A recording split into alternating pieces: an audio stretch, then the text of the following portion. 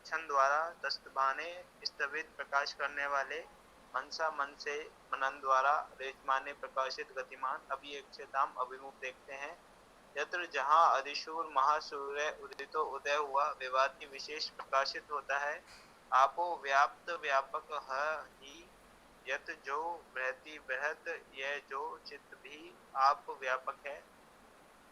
तस्मै किस देवाय प्रकाशमान के लिए हविषा दान द्वारा विधेम विधान करें विशेष धारण करें।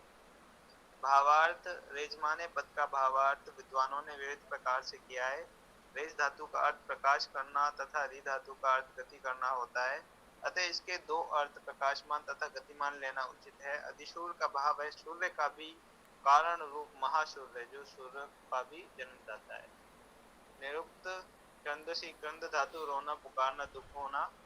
अवसा अवरक्षा करना तस्तबाने स्तभ स्तभी स्तंभ स्थापित करना स्थित करना। इक्षताम इक्ष देखना मनसा मन मनन करना विचार करना मानना। रेज माने रिज रेज धातु प्रकाशित करना। सुर में शु धातु ऐश्वर्य होना उत्पन्न होना। शु का अर्थ उत्पन्न होना उत्पन्न करना। शु का अर्थ प्रेरणा करना। उदितों में उद उपसर्ग ई का अर्थ जाना। विवाती में भी उपसर्ग भागार्थ प्रकाशित होना। देवाय में दिव धातु प्रकाशित होना स्तुति करना आनंद प्रीति करना। हविषा में हु धातु दान करना आदान प्रदान करना। हवे धातु का अर्थ आह्वान करना। विदेम में भी उपसर्ग धाकार धारण करना। आपों में आप प्राप्त होना व्याप्त होना जाना। बहती में बृहत धातु वृद्धि होना शब्द करना। चित्त में चित्त धातु चेतन होना। ओम खम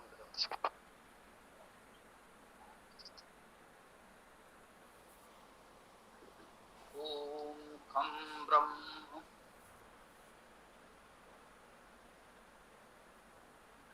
यजुर्वेद अध्याय 32 मंत्र 7 आज हम प्रस्तुत कर रहे हैं।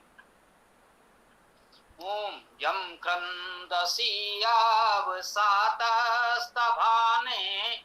अभिक्षेतां मनसारे यमाने। यत्र यधिसूर उदितो विभाति कस्माजिदेवाय हविषा विधेमो। आपो हयत बृहति याचिदापा। सुंदर मंत्र मुख्य भाग तो मूलतः हिरण्यगर्भ सूक्त में भी है, यजुर्वेद में भी संकलित किया गया। इसे अंतिम चरण यहाँ पर विशेष है जो हिरण्यगर्भ सूक्त के मंत्र में नहीं है। आइए इस मंत्र को समझने का प्रयास करते हैं। हिरण्यगर्भ सूक्त तो हम लोग वेदायन में ऋग्वेद के स्वाध्याय के क्रम में पढ़ चुके हैं। पुनः इस मंत्र को यजुर्वेद के पाठ्यक्रम में देख रहे हैं। यम जिसको सर्वनाम है, क्रंदसी क्रंदन युक्त क्रंदन करने वाले, अवसा रक्षण द्वारा। अवस तृतीया एक वचन अवसा। अवरक्षण धातु है। अवधातु का अर्थ रक्षण करना पालन करना। अवसा रक्षण द्वारा पालन द्वारा। अभी हमको ध्यान आ रहा है इस शब्द को देखकर, इसके पहले कहीं चर्चा हमने भी नहीं की होगी। अब यदि कोई चाहे तो अवसा में आ को उपसर्ग मानकर अलग करे तो वसा बचेगा। व्याकरण से वह भी शुद्ध है, स्वीकार्य है, कोई भी विद्वान उसे नकार नहीं सकता।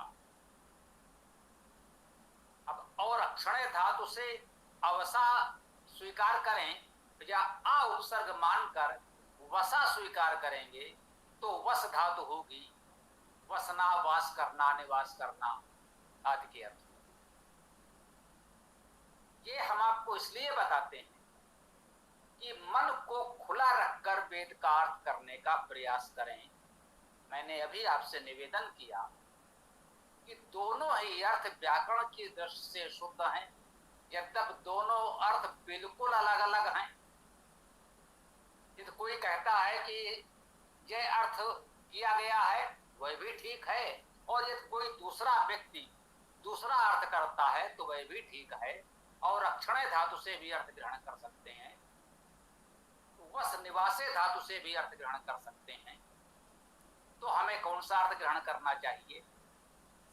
हमें देखना होगा पूरा मंत्र क्या कह रहा है, मंत्र के अन्य शब्द क्या हैं, उनका क्या अर्थ है, और यहाँ पर इन दोनों में से कौन सा अर्थ उपयुक्त होगा। यदि दोनों अर्थ स्वीकार किए जा सकते हैं, दोनों अर्थ को मानकर इस मंत्र का अर्थ पूर्ण हो सकता है, स्वीकार्य वाक्य बन सकता है, तो श्लेष अलंकार मानते हुए दोनों ही अर्थ ग्रहण किए जा सकते हैं, किए जाने चाहिए। यदि मंत्र के अन्य शब्दों को देखते हुए मंत्र का अर्थ करने में एक ही अर्थ उपयुक्त प्रतीत होता है तो वही अर्थ ग्रहण किया जाना चाहिए। यह मौलिक सिद्धांत है। अब इसमें हम सहायता इस प्रकार ले सकते हैं, कह सकते हैं कि कितने इस पर कोई मंथन करेगा, तो हमारे पूर्ववर्ती विद्वानों ने जो कार्य किया है हम उसका लाभ उठाएं। ये भी कहा जाता है कि पहिए का पुनः आविष्कार न करें, अग्नि का पुनः आविष्कार न करें, अर्थात हमारे पूर्वजों ने जो कार्य पहले कर दिया है, यदि अग्नि जलाने का, अग्नि को उत्पन्न करने की कोई विधि विकसित हो गई है हजारों वर्षों से, तो हम नए सिरे से वही विधि विकसित करने में लगे तो ठीक नहीं है। हाँ, उससे अधिक सरल, अधिक उपयोगी कोई विधि हम खोज सकते हो तो अवश्य खोजें, उस पर रोक भी नहीं लगानी चाहिए। दोनों बातें सत्य हैं। यदि हम नए सिरे से केवल प्रयोग परीक्षण ही करते रहेंगे तो विकास कैसे करेंगे, आगे कैसे बढ़ेंगे, और जो कुछ हो गया है यदि उतने में सीमित रहेंगे तो भी आगे विकास कैसे करेंगे। तो जो हो गया है उसका पहले स्वाध्याय करें, समझ लें, उसका लाभ उठाएं, तो हमारा समय और श्रम बचेगा। और यदि कुछ नया ऐसा मिलता है जो अधिक उपयुक्त, अधिक उपयोगी लगता है, तो उसे स्वीकार करने में कोई संकोच भी नहीं होना चाहिए। इसमें सबसे प्रथम जो माना जाता है वो है पदपाठ। अब पदपाठ में जो मान ले कि जो ये संहिता पाठ हम लोग पढ़ते हैं, पदपाठ में संधियां तोड़ी गई हैं, और वहां पर ये बहुत कुछ स्पष्ट हो जाता है कि इसमें उपसर्ग कहाँ है और धातु कहाँ से प्रारंभ होगी। पदपाठ में यदि आ को अवग्रह से पृथक कर देंगे तो स्पष्ट है कि आ उपसर्ग है और बस धातु ग्रहण करेंगे, और यदि वहां अलग नहीं किया गया है, अवसा एक साथ लिखा है, तो निश्चित मानिए और अक्षणे धातु ग्रहण करेंगे।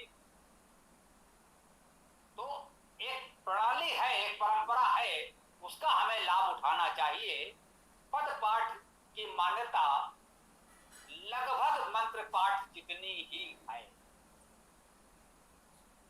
100% तुलना की बात करेंगे तो ठीक है, जो पूर्ण संहिता पाठ है वो महत्वपूर्ण है, इसमें कोई संदेह नहीं है, परंतु पद पाठ की मान्यता भी लगभग उतनी ही है। मैं कह रहा हूं जो बहुत उच्च कोट के विद्वान हैं, हो सकता है हजारों मंत्रों में किसी एक मंत्र में कहीं उनको लगे कि हाँ इन्होंने अलग किया है, नहीं करना चाहिए, या यहाँ इन्होंने अलग नहीं किया है परंतु किया जाना चाहिए। मैं जन सामान्य से प्रारंभिक पाठकों से यही अनुरोध करूंगा कि उसको स्वीकार करके चलें। हमने भी यही किया है, पद पाठ को एक प्रकार से हम स्वीकार करके ही चले हैं। आपको संभवतः जो परंपरागत पद पाठ है और हमारे इस वेदभाष्य में सरल पाठ में अंतर नहीं मिलना चाहिए, ऐसा हमारा प्रयास और मान्यता है। तो ऐसी स्थितियों में दोनों अर्थ व्याकरण से स्वीकार्य तो हैं, परंतु अपनी सुविधा के लिए हम पदपाठ से देख सकते हैं कि कौन सा अर्थ अधिक उपयुक्त माना गया है। प्राचीन ऋषियों ने माना है, उसका लाभ उठाइए, उसे ग्रहण कीजिए। संभवतः उसी दृष्टि से यहाँ पर और अक्षणय धातु को स्वीकार किया गया है। और अवसा अर्थात रक्षण द्वारा, रक्षण के उपायों द्वारा हम परमेश्वर से अपने संरक्षण की कामना करते हैं और कहते हैं कि रक्षण के उपायों द्वारा हमारा संरक्षण करें। ठीक है, तस्तभाने स्तभित प्रकाशित करने वाले, इसमें स्तंभन, स्तंभ धातु, स्तंभ धातु मानेंगे तो स्तंभ धातु का अर्थ स्थापित करना, स्थित करना है। यही धातु ग्रहण की गई है। धातुवाद निरुक्त में हम लोगों ने यही धातु,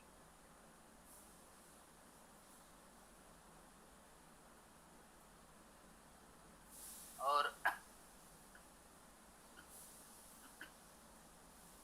तो स्थपित करने वाले, स्थापित करने वाले, स्थित करने वाले, ये अर्थ इसमें हम ग्रहण कर सकते हैं। मनसा, मन द्वारा, जैसे अवसा था तृतीया एक वचन रक्षण द्वारा, वैसे मनसा मनन द्वारा। लोग कहते हैं मन से, विचार से, या भाई तो हम मन से कर रहे हैं, पूरे विचारशीलता से कर रहे हैं। तो मन से, मन द्वारा, मनन द्वारा, रेज माने प्रकाशमान गति। अभी भावार्थ में पढ़ा कि रेज माने पद का भावार्थ विविध प्रकार से किया। रेज धातु का अर्थ तो प्रकाश करना है, रे धातु का अर्थ गति करना। अब यदि हमारे पूर्ववर्ती विद्वानों ने दोनों धातुओं को स्वीकार करके अर्थ किया है, या ऐसा कह लें यदि किसी विद्वान ने रेज धातु मानी है और किसी विद्वान ने री धातु मानी है, तो हमारा दायित्व तो यही था, हमने यही प्रयास किया है, हमने दोनों को स्वीकार कर लिया। वे महान विद्वान हैं, ऋषियों ने जो लिखा है, हम इनको या उनको क्या कह सकते हैं, हमारे लिए सभी आदरणीय हैं। हम दोनों की बात स्वीकार कर लेते हैं और दोनों की बात आप तक पहुंचा देते हैं। अब आप विचार करें, दोनों ही उपयुक्त है या दोनों में से एक ग्रहण करना उपयुक्त है? दोनों ही अच्छे अर्थ हैं, प्रकाश करना भी और गति करना भी। तो प्रकाशमान, गतिमान दोनों अर्थ हैं और दोनों ही उत्तम है, दोनों ही स्वीकार करने योग्य हैं। तो दोनों ही अर्थ स्वीकार कर लीजिए। अब यह क्षेता, अभी उपसर्ग अभिता, सम्मुख अभिमुख, एक क्षेताम देखते हैं, इच्छ देखना धातु है, एक क्षेताम देखते हैं। यत्र,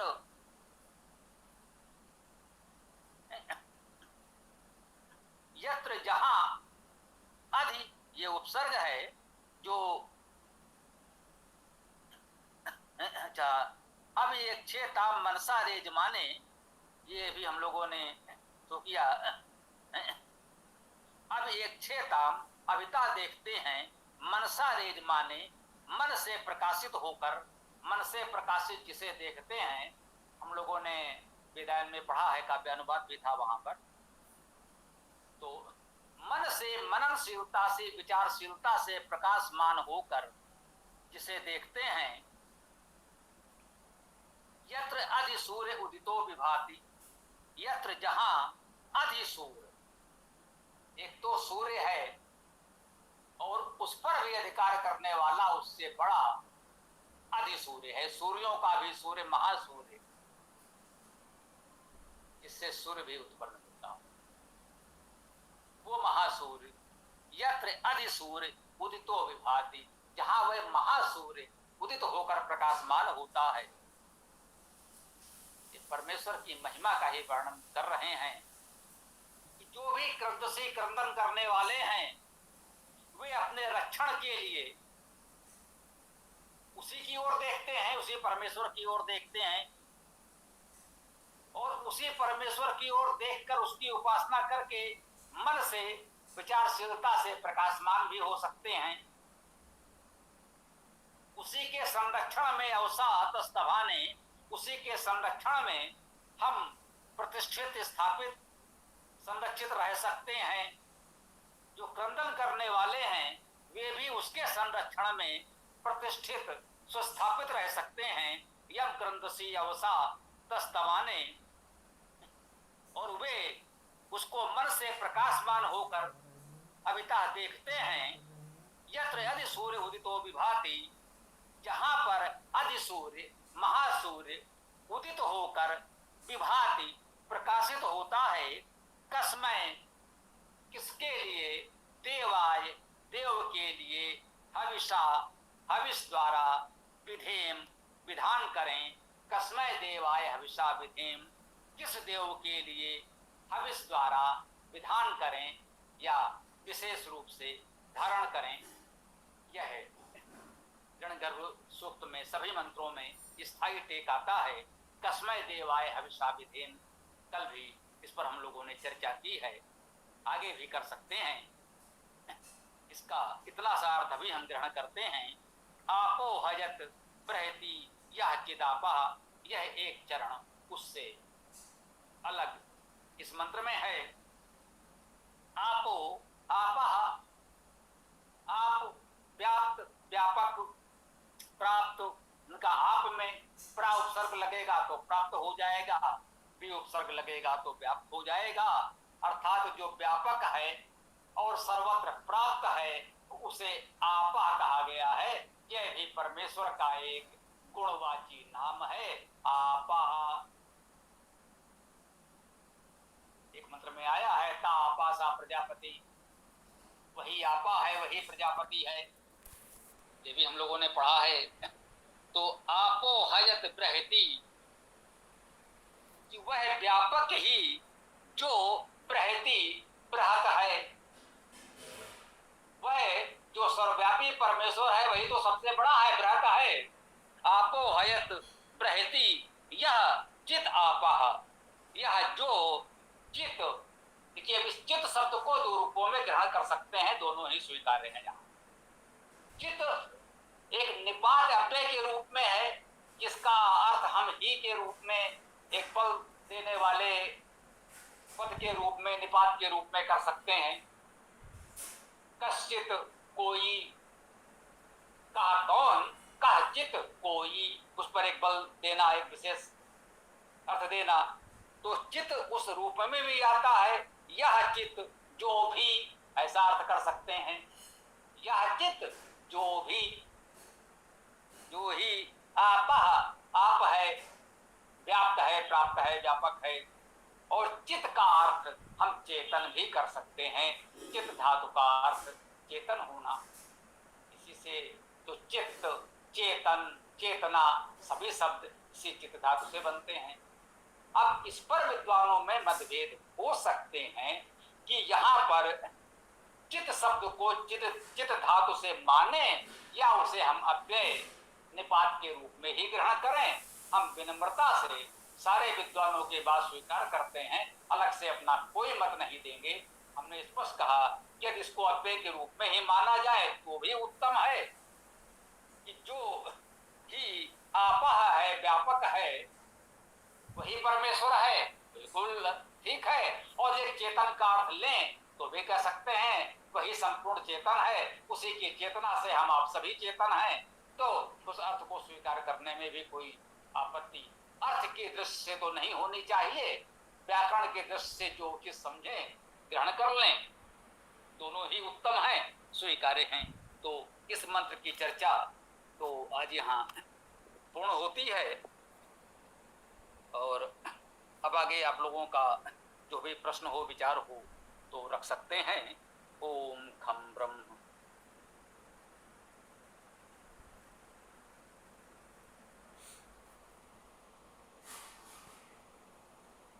स्वामी जी, मेरा फाइबर थोड़ी देर के लिए बंद हो गया था, इसलिए मैं क्लास में थोड़ा लेट आया, लेकिन मैंने रिकॉर्डिंग पूरी कर ली है।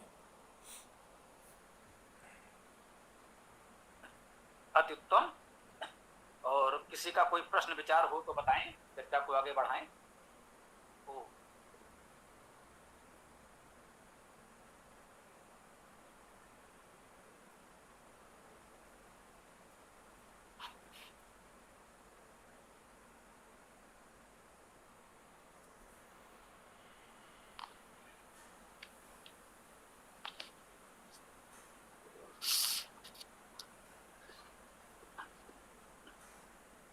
बोलिए, क्या आज कोई प्रश्न विचार नहीं है तो क्या समापन की ओर बढ़ेंगे? जी हाँ, कोई प्रश्न हो, किसी का विचार हो, कुछ कहना चाहें तो बोलिए।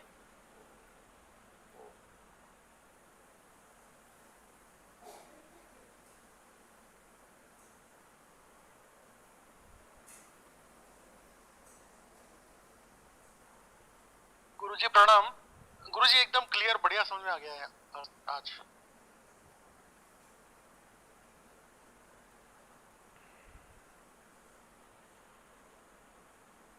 जी, तो किसी को कुछ कहना हो तो बताएं, और यदि कोई प्रश्न आदि नहीं है तो फिर समापन की ओर बढ़ें। देखिए भाई पुलकित जी, सीताराम जी, जो भी हों, मैं सबको देख भी नहीं पाता हूँ, ये हमारी अपनी सीमाएं हैं आपके साथ जुड़ने की। देख लीजिए जो भी उचित हो। गुरुजी थोड़ा सा हटके है, मामूली हटके है। जी बोलिए। जी है कि हमारे जो 6 दर्शन है, तो 6 दर्शनों को हम नहीं समझे जा सकते हैं, तो ऐसा क्यों किया गया है? हम समझ रहे हैं, दोनों में से क्या सही है? जी, पहले तो आपने जो कहा वो हम लोग सुन पाए, दर्शन की कुछ आपने चर्चा की है, लेकिन पूरी बात हम सुन नहीं पाए। कुछ समस्या आई, जरा पुनः प्रयास करें। जी, जो ये 6 दर्शन है, तो 6 दर्शनों को समझने के बाद में हमको वेद समझ में आते हैं, क्या ये बात सही है? या सीधा पढ़ रहे हैं हम लोग, आज हमको बहुत अच्छा समझ में आया, तो ये सत्य है?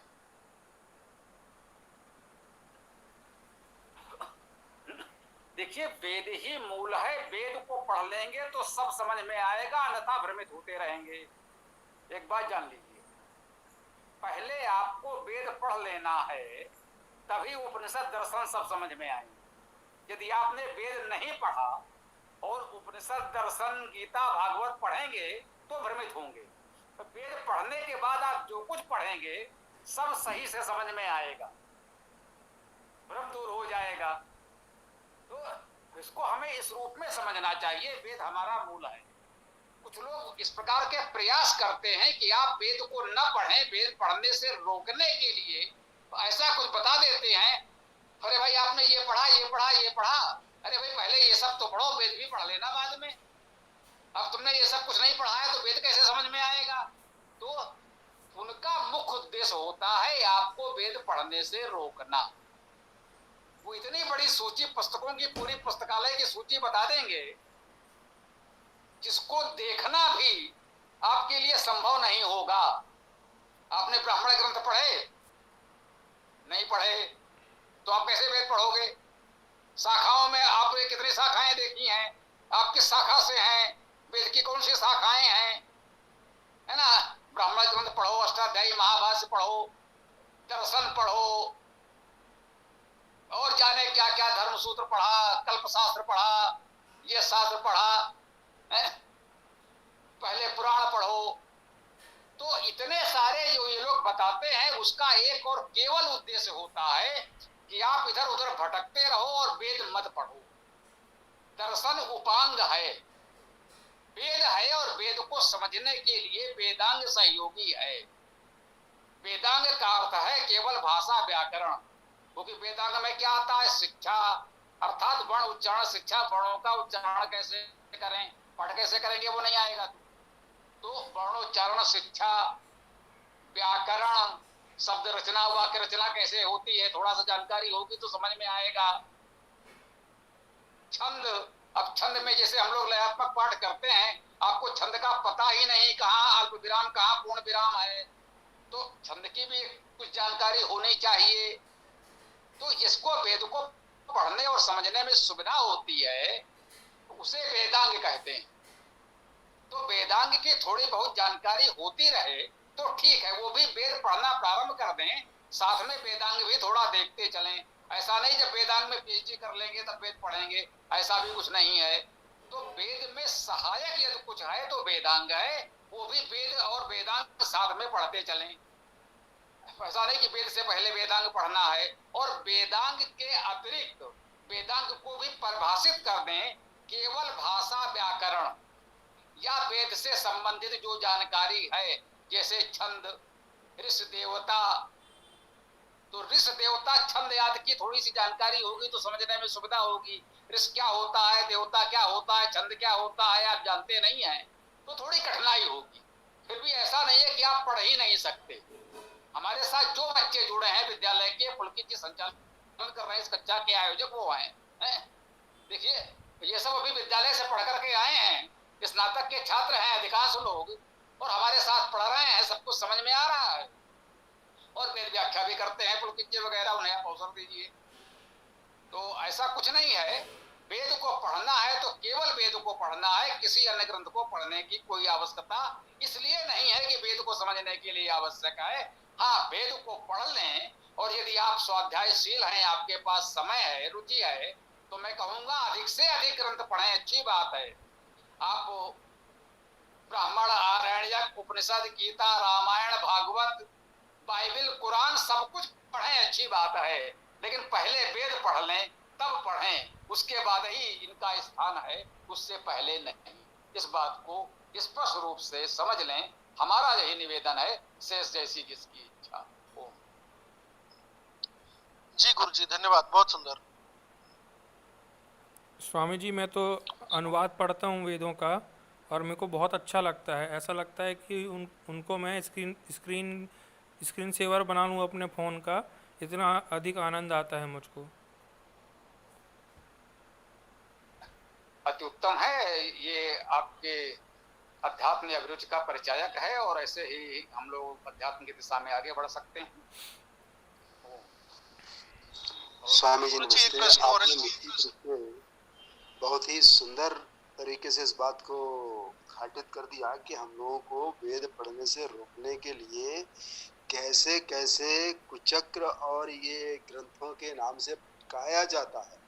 वास्तव में अपनी चर्चा तो नहीं हुई, ये अलग बात है, विज्ञान का छात्र रहा, जीव विज्ञान का, लेकिन मुझे संस्कृत के बारे में सिर्फ पढ़ ही सकता था कुछ जो भी था, लेकिन शुरुआत जब मैंने वेद पढ़ने से की तो मुझे गीता भी समझ में आने लग गई, और कुछ कुछ भागवत भी समझ में आने लग गई कि वहाँ पर कथावाचक क्या कह रहे हैं। तो इसलिए जो आपका मत है मैं उससे पूरी तरह से 100% सहमत हूँ। जी बहुत बहुत धन्यवाद। इस विचार को आगे बढ़ाएं, अधिक से अधिक लोगों को पहुंचाएं, जिससे घर घर वेद, जन जन वेद का अभियान हमारा सफल हो। बस ये अपने मन में रख लें, हम लोगों का एक ही उद्देश्य है, घर घर वेद, जन जन वेद। घर घर तक वेद नहीं तो वेदायन अवश्य पहुंचा दें, और जन जन वेद अर्थात प्रत्येक व्यक्ति वेद पढ़े, पूरा वेद न पढ़ सके तो कम से कम वेदायन अवश्य पढ़ ले। और सब लोग मिलकर प्रयास करें, कोई अच्छा प्रकाशक मिल जाए जो वेदायन को बड़ी संख्या में छपवा दे, तो लोगों को अल्प मूल्य में उपलब्ध हो जाए तो और अच्छा होगा। हमारी तो सीमाएं हैं, इसलिए हम मूल्य तो नहीं बहुत घटा सकते।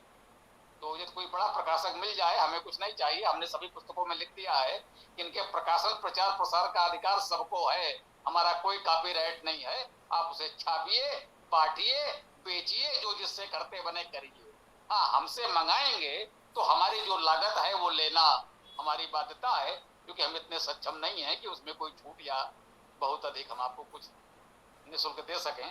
तो वो हमारी अपनी सीमा है। आप सब लोग मिलकर प्रयास करें, वेद वेदायन घर घर पहुंचे, लोगों तक पहुंचे, अति उत्तम हो। स्वामी जी, और वेदों को याद करना भी बहुत सरल है। मैंने देखा है जो वेद मंत्र हैं, जब मैं उनको याद करता हूँ तो सरलता से याद आ जाता है। जी जी ये आपकी सामर्थ्य है, और ये सामर्थ्य सभी में है। प्रयास करें तो क्यों नहीं होगा, बिल्कुल होगा। इसी को तो आश्वस्त किया गया है कि वेद आपके मन में स्वतः प्रतिष्ठित हैं। वेद तो ईश्वर की चेतना है, वो सदा सर्वत्र व्याप्त है। बस आपको अपने मन को थोड़ा सा शुद्ध पवित्र करके उससे जोड़ देना है, सरलता से आप उसे ग्रहण कर लेंगे। ये तो वैदिक विचार में कहा ही जाता है, इसीलिए कहा जाता है जिससे आप प्रोत्साहित हो और सरलता से उसे ग्रहण करें। ओम। गुरु जी, एक प्रश्न और है कि जैसे ये वाली हम जिस पृथ्वी पर रहते हैं ना, तो ऐसे और भी अंतरिक्ष में दूसरी दूसरी पृथ्वियां होंगी। और ईश्वर ईश्वर का जो ये ज्ञान है, तो जैसे इस पृथ्वी पर आया तो दूसरी पृथ्वी पर भी आया होगा, और दूसरी पृथ्वी पर आया होगा सेम टू सेम ही आया होगा, बिल्कुल वैसा का वैसा। तो ये एक प्रश्न ये है कि जैसे इस पृथ्वी पर जो हम जैसे हिंदी भाषा भी आजकल बोल रहे हैं, तमिल, अंग्रेजी ऐसे सब भाषा बोलते हैं, रशियन बोलते हैं, वहां पर भी दूसरे पृथ्वी पर कुछ और भाषा बोलते होंगे। तो उनकी उनकी भाषा, या जैसे कि तमिल, हिंदी, तेलुगु, गुजराती, मराठी, अंग्रेजी में अगर हम ईश्वर की उपासना करते हैं और उसके बजाय हम जो वेद की मूल भाषा है उसी को याद करके उसका अर्थ समझ के और वैसी की वैसी भाषा में, वेद की भाषा में ही हम ईश्वर की उपासना करते हैं, तो क्या ईश्वर के लिए इन दोनों में भेद है? मतलब जो भाषा है वो स्वीकार होगी, हिंदी, अंग्रेजी या जो दूसरी भाषाएं हैं वो बाद में स्वीकार होंगी, या एक जैसा माना जाएगा? देखिए, इसमें एक बात तो ये जान लीजिए, हालांकि थोड़ी सी बात कटी है लेकिन फिर भी मैं बात समझ गया हूँ आप जो कहना चाहते हैं। आपने कुछ ये कहना चाहा है कि ईश्वर की उपासना के लिए सभी भाषाएं उपयुक्त हैं या हमें वेद की वैदिक भाषा ही अपनानी पड़ेगी। तो एक तो स्पष्ट समझ लें जी, तो इस बात को स्पष्ट समझ लें कि ईश्वर को कोई आवश्यकता नहीं है कि हम उसकी उपासना, पूजा आदि करें, क्योंकि आपने कहा स्वीकार होगी। तो ऐसा कुछ नहीं है कि ईश्वर की कोई इच्छा नहीं है, उसकी कोई आवश्यकता नहीं है कि हम उसकी उपासना करें, पूजा करें, कुछ भी करें किसी भी रूप में। ईश्वर को ऐसा कुछ नहीं चाहिए, वो नहीं चाहता। यदि वो चाहता होगा, जैसे यदि आपसे हमको कुछ चाहिए तो हमें आपसे उसी भाषा में बात करनी पड़ेगी जो आप समझ सकें। स्पष्ट है भाई। जब इस देश में इस्लामी शासन था तो पूरे देश ने फारसी पढ़ी। अब तक हम लोग सुनते हैं हथ कंगन को फारसी क्या, पढ़े लिखे को फारसी क्या, अब तक सुनते हैं। अंग्रेज आ गए, पूरे देश ने अंग्रेजी पढ़ी। क्यों पढ़ी? भैया अब अंग्रेजों से बात करनी है, शासन उनका है तो अंग्रेजी पढ़नी पड़ेगी। जब भारत स्वतंत्र हुआ तो बीबीसी के पत्रकार ने गांधी जी से पूछा कि आपने जीवन भर संघर्ष किया, अब आपका राष्ट्र स्वतंत्र हो गया, आपका सपना पूरा हुआ, अब आप क्या संदेश देना चाहते हैं? तो गांधी जी ने कहा कि अब पूरे विश्व से कह दो कि गांधी अंग्रेजी भूल गया है। अब गांधी को अंग्रेजी नहीं आती तो गांधी अंग्रेजी भूल गया है, तो मेरा ये संदेश पूरे संसार को दे दे कि अब गांधी को अंग्रेजी नहीं आती, वो अंग्रेजी भूल गया है। तो गांधी खूब अंग्रेजी बोलते थे, लिखते थे, पढ़ते थे, क्योंकि जब शासन अंग्रेजों का था उनसे बात करनी थी तो अंग्रेजी में ही करनी पड़ती थी। जैसे ही झंडा उतरा, गांधी जी ने कहा कि अब संसार को बता दो कि गांधी अंग्रेजी भूल गया है, आज से उसे अब अंग्रेजी नहीं आती। हमें क्षमा कीजिएगा, यहाँ कोई गांधी, नेहरू और कांग्रेस और गैर कांग्रेस पर बहस न करे, हमारे मूल भाव को आप समझिएगा जो अपने भाषा की बात की थी। यदि हमें उनसे बात करनी है तो उनकी भाषा जानना आवश्यक है। यदि उनसे हमें कुछ चाहिए, कुछ मांगे रखनी है तो हमारे लिए आवश्यक हो सकता है। ईश्वर को हमसे क्या चाहिए? ईश्वर को हमसे कुछ नहीं चाहिए, ईश्वर को कोई साधना उपासना नहीं चाहिए। ईश्वर से यदि हम कुछ कहना चाहते हो, ईश्वर रिश्वत लेकर हमारा काम करेगा नहीं, इसलिए उसे किस भाषा में रिश्वत दें तो इसकी कोई आवश्यकता है नहीं। तो यहाँ तो चेतना को चेतना से जोड़ना है, जो भाषा रहित स्थिति है, इसमें कोई संदेह नहीं है।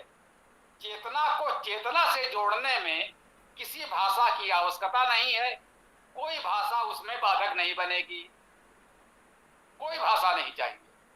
इसके लिए भी बहुत सी कथाएं हैं, काल्पनिक ही सही, प्रेरणाप्रद हैं, उनकी चर्चा करेंगे तो विलंब होगा, हम नहीं ले रहे हैं। इतना ही समझ लें कि वहां कोई शब्द, कोई भाषा नहीं है, वो इन भाषागत शब्दों से परे हो जाता है। चेतना को चेतना से जोड़ना होता है। वेद को पढ़ना है तो वेद जिस भाषा में मूलतः उपलब्ध है उस भाषा की जानकारी हमें हो तो सुविधा होगी। ये सभी भैया ने कहा कि मैं अनुवाद ही पढ़ लेता हूँ, यदि कोई उस भाषा को उतना नहीं जानता समझता है तो अनुवाद को पढ़कर भी कुछ लाभ उठा सकता है।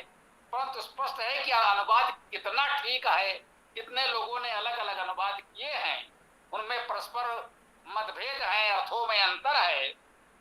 तो ये आवश्यक है उस भाषा की मूल संरचना को थोड़ा हम समझें तो हम समझ सकेंगे कि वेद वास्तव में क्या कह रहा है, वेद के नाम पर बाबा जी हमें क्या समझाना चाहते हैं। तो कम से कम इतनी जानकारी हमें जागरूकता हो कि वेद के नाम पर कोई हमें भ्रमित न कर सके। जैसा कि हम अक्सर कह देते हैं कि बाबा रामपाल जी कहते हैं कबीर मनीषी, लो भाई कबीर साहब आ गए। तो इस तरह की बातें कम से कम ना हो। किसी ने कहा यस इदम राधा सजना से इंद्रा, लो भाई राधा जी आ गई। अब ऋग्वेद में राधा जी को ढूंढ लिया, उन्होंने कबीर साहब को खोज लिया। तो ऐसा वेदों का अनर्थ कोई न कर सके उसके लिए आपको वैदिक भाषा से प्रारंभिक सामान्य परिचय तो होना ही चाहिए, तभी वेद को समझ सकेंगे और तभी वेद का हम लाभ उठा सकेंगे। यहाँ ईश्वर की उपासना करने, ईश्वर को कोई प्रार्थना पत्र भेजने की आवश्यकता नहीं है, उसके लिए किसी भाषा की आवश्यकता नहीं है। जब आप वेद को समझ जाएंगे तो आप ईश्वर से सीधे जुड़ जाएंगे, फिर कोई भाषा नहीं है। आपका मन विचार करता है, हमारी चेतना में जो कुछ आता है उस परा चेतना से अपने आप जुड़ा हुआ होता है। फिर शब्दों की, प्रार्थना की, आरती भजन कीर्तन की कोई आवश्यकता नहीं होती। मैं यही कहना चाहता हूँ। ओम। जी गुरु जी धन्यवाद। गुरु जी एक मैं नया नया जुड़ा हूँ इसलिए मुझे ज्यादा पता नहीं है, जो वेद की भाषा है और संस्कृत है उसमें अंतर आता है क्या? क्योंकि अभी जैसे हम पढ़ रहे हैं, आपने पढ़ाया तो वो संस्कृत के शब्द हैं, तो वेद की भाषा या वेद के शब्द अलग होते हैं संस्कृत भाषा से? जी, वैदिक भाषा प्राचीनतम है, वो मूल भाषा है। वैदिक भाषा का पहला अपभ्रंश संस्कृत है, ऐसा कह सकते हैं। जैसे जो हम लोग इस समय बोलचाल की भाषा, लौकिक भाषा बोल रहे हैं, उसमें भी अधिकांश शब्द तो संस्कृत के ही आ रहे हैं, वेद के ही आ रहे हैं। वेद में बहुत से शब्द ऐसे मिलते हैं कि मुझे स्वयं सुखद आश्चर्य हुआ। हम इस समय उन शब्दों को सहज भाव से बोल रहे हैं और मुझे लगता ही नहीं था कि ये संस्कृत के शब्द हैं या वेद के शब्द हो सकते हैं। अच्छा हम लोग बोलते हैं दिन भर, अच्छा ये अच्छा है, ये वेद में अच्छा शब्द ऐसे ही आया है। हमको नहीं लगता था, जब वेद में मिला तो अच्छा लगा कह सकते हैं। उसमें आया करते रहते हव्या, हम लोग इस समय भाषा में बोलते हैं ऐसा करते हैं, हम करते हैं, उसमें आया है करते।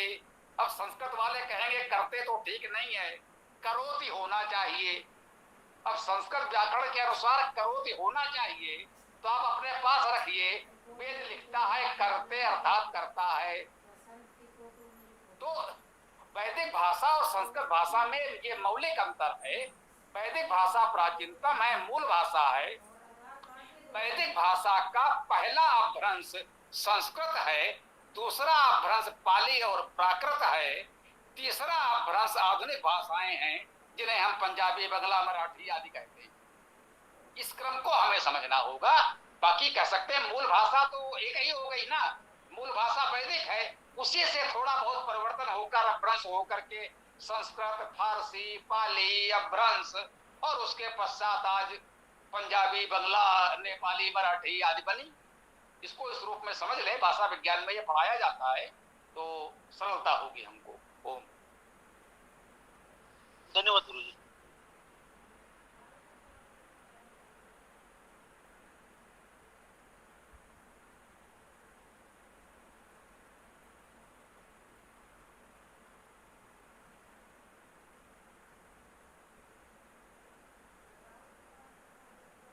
जी तो अब समापन गोविंद धीरज जी। हाँ भैया जी। गुरु जी दूसरी वाली पृथ्वी पर वहां पर भी बिल्कुल वैसा के वैसे होगा। परमात्मा ने ये संदेश भेजा है या परमात्मा ने ज्ञान दिया है।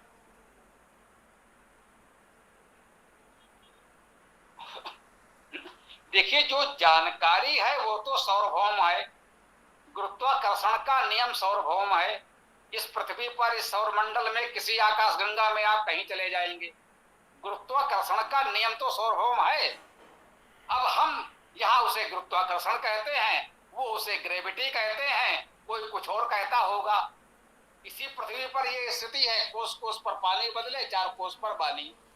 तो दूसरे ग्रहों पर उसके लिए हो सकता है दूसरे शब्द प्रयोग होते हों, क्या हो सकता है वहां पर शब्द वाली भाषा हो ही नहीं, वहां उनके विचारों के आदान प्रदान का माध्यम कुछ और ही हो, कोई जिसे यहाँ हम लोग भाषा कहते हैं, वहां भाषा जैसा कुछ हो ही ना, यह भी संभव है। जो जानकारी है वो उनके पास भी वही होगी, उसको वो अपने तरीके से व्यक्त करते होंगे, जो भी वहां की स्थितियां होंगी। अब ये तो जब कभी ऐसे जगहों से संपर्क होगा तो देखा जाएगा।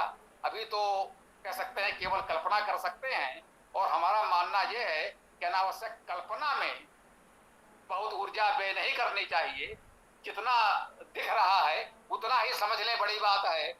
अन्य आकाश गंगाओं में कितने सभ्यताएं होंगी, उन पर हम लोग क्यों अधिक मंथन करके अपना समय ऊर्जा नष्ट करें। अभी इस पृथ्वी को ही समझ लें, पृथ्वी छोड़िए, अपना देश समाज, जिन क्षेत्रों से हम सब लोग जुड़े हैं, अपने आसपास इतने को ही समझ लें, इतने ही लोगों में वेद का प्रचार प्रसार कर लें, यही बड़ी बात है। हमने घर घर वेद, जन जन वेद, अभी अपने क्षेत्र में ही हम कर लें, एक ग्राम नगर हम वैदिक बना लें, यही हमारे लिए बहुत बड़ी बात है। तो जितना संभव है व्यवहारिक रूप से अभी उसका प्रयास करें, और शेष तो अनंत ब्रह्मांड है, खोज करते रहें, ईश्वर करे सफलता मिले। ओ तो अब हम लोग समापन की ओर बढ़े। धन्यवाद। जी, पुलकित जी समापन करें, कल पुनः मिलेंगे।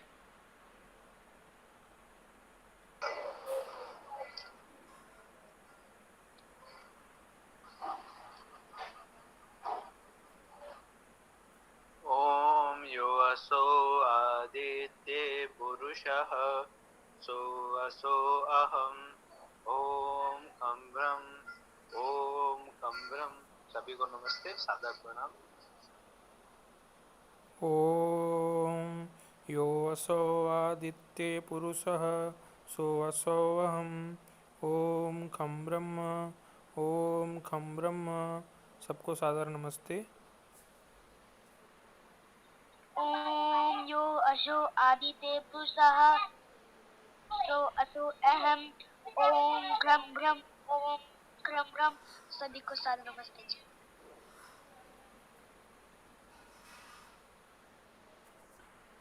कल सायंकाल 7:30 बजे हम लोग इस वेद कक्षा में पुनः मिलते हैं।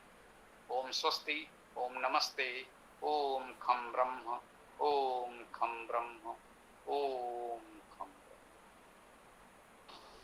ओम नमस्ते सभी साथियों, सहयोगियों को शुभ रात्रि।